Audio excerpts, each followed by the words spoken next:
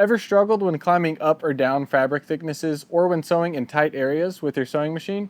I'm excited to introduce our newest presser foot, the Knurled Short Left Foot for Ultrafeed LS and Leatherwork from Sailrite. See these diamond pattern ridges? That's called knurling, and it gives just enough grip to feed leather, suede, and waxed canvas without marking or scuffing the delicate surfaces.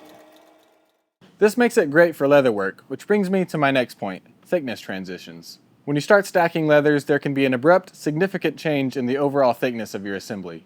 The short profile of this foot does a really great job of stepping up onto and off of those layers without sliding, which can create short and long stitches.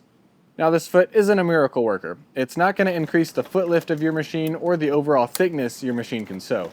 And I would still slow down and hand turn a really large thickness transition, but this foot will give you great performance with most normal transitions under 2 millimeters or so, which is about 5 ounces.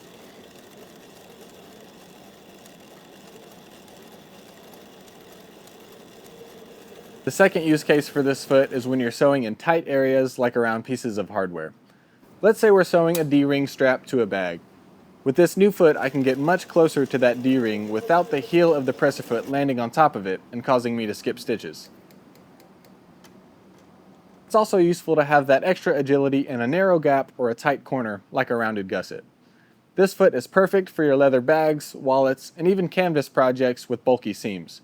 It pairs well with either the Sailrite Smooth or Knurled feed dogs.